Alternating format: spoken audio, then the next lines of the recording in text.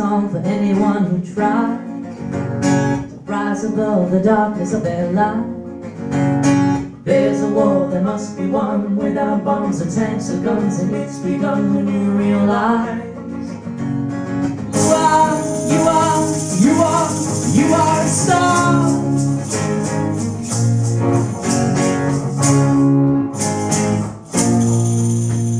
Cheryl, that's my father's favorite child. Your mother heard her every time she smiled. Round the rubber sunny days and ways I probably shouldn't say, but she did things that won't be reconciled. Me and Cheryl share some DNA. We also share a sky that's colored gray. The last thing we do, we are going to bring it through. We will not let the past in our way.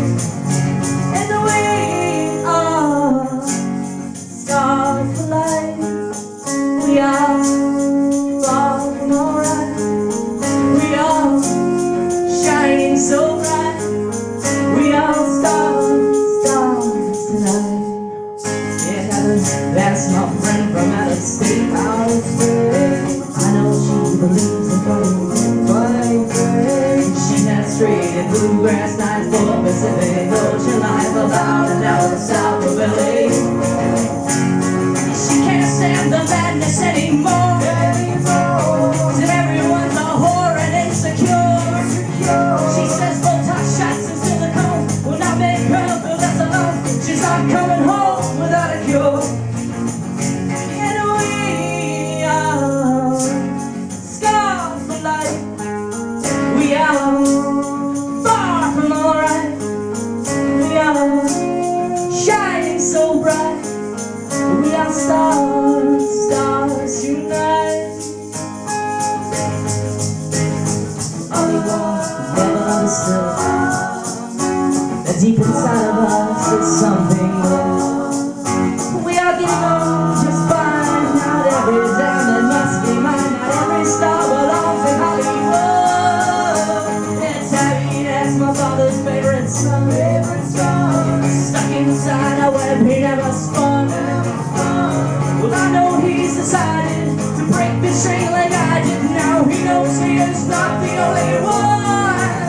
And we are starlight. We are far from alright. We are shining so bright.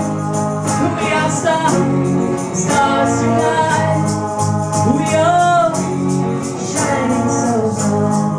We don't need to be your light. We are stars tonight. We are stars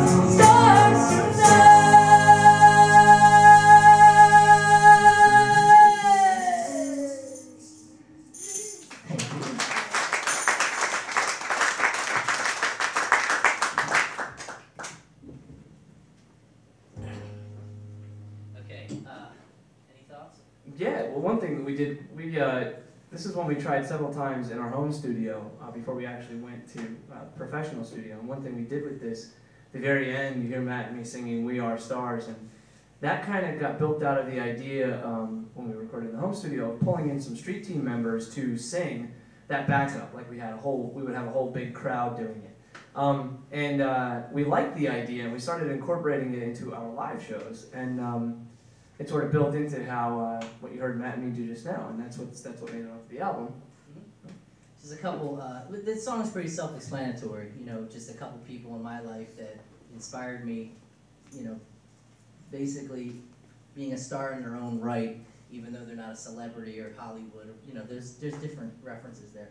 But there's a couple lyrics that were changed because originally the Stars was going to be about the band, so it was, originally, it said, like, by the third verse, it said something a little confusing. It said, I don't even know, do you remember this? My mother's father's new wife's daughter's son. My mother's father's, it's my mother's dad, new wife, Evelyn, daughter. Right, son.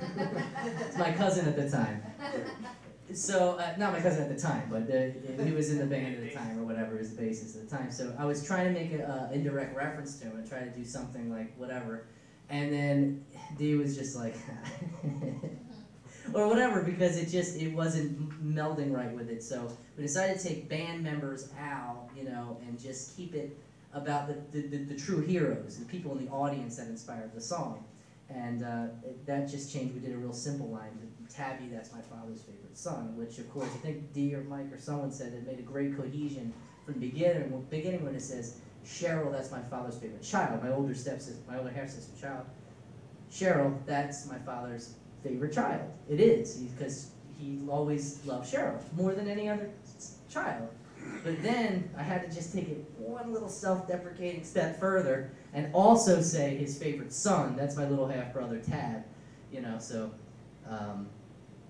just purposely eliminating me out of the equation. But my father really does like me. It's just that because these people have gone through so much more than I have, I look at them as deserving, you know, praise or whatever. So that's where that came from. And another little tidbit too is originally it went because my friend Heather, she left Kentucky because she was just getting tired of the plastic surgery, the plastic people. Everybody wanted to be a celebrity. Everybody wants to go, you know, be a star. So she's just getting tired of that. So she just moved away from town, just packed up and left. Totally inspired me. Of course, she's just going to run into more people that are the same way, but she had the courage to do that. And one thing she said was Botox and, you know, strings and thread and all this stuff. She goes, that's not going to make me feel any better of a person or make me fit into society any better. So I translated that to say Botox, thread, and silicone will not make her feel less alone.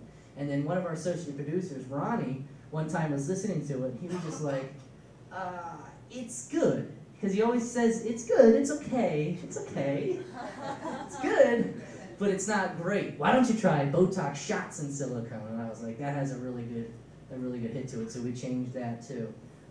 But everything else is pretty much the same. That was, we did this whole song we did at Ozone, right? Yep. Ron Studio? Mm-hmm. Yeah, so I think it turned out pretty good. And you guys done? Yeah. Anything else? Just remember on the public Selkow announcement, if you haven't gotten any of your questions from the D, we'd like to do photos with each of you after the show. So please don't leave and enjoy. Okay. We'll say something when we're done the song.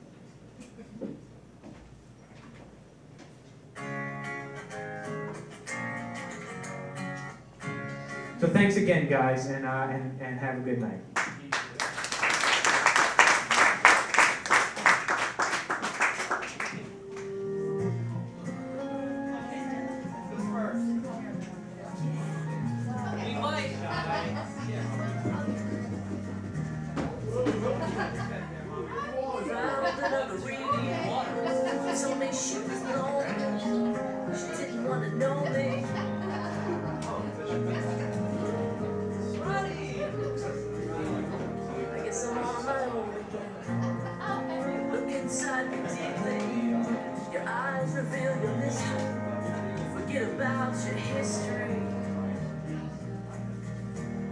Will I see you again?